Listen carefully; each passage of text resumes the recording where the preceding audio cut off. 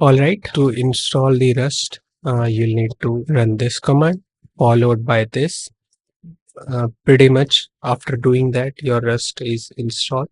You can just confirm by running Rust C version, and you will see something like that. So pretty much you are ready, and then you can open your terminal and create a new project to follow exactly same like my steps. You can create a cargo new and last Rust, learning Rust.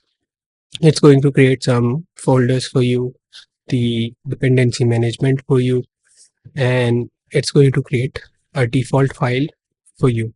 So what it has done, it has created a main.rs. This is a Rust file, and all of the Rust file ends with .rs extension. If you are using more than one word in your file name, then the convention is to use underscore to separate them rather than do not make an if you are making some file, then do not just make an empty space between.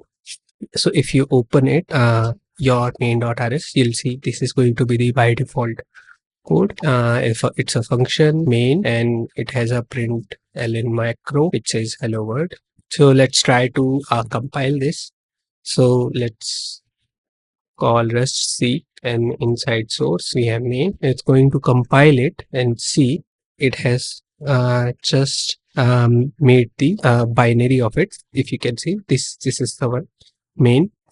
Now we can execute it. So let's just run main and you should see hello. Fantastic. So regardless of operating system, the string hello world should print in your terminal. And if you don't see this, there's some problem. You can follow it into the Rust official documentation. There might be an OS issue. So this is how our journey is going to start. And let's just review 3 lines of code what we have written. This is the first piece in the puzzle.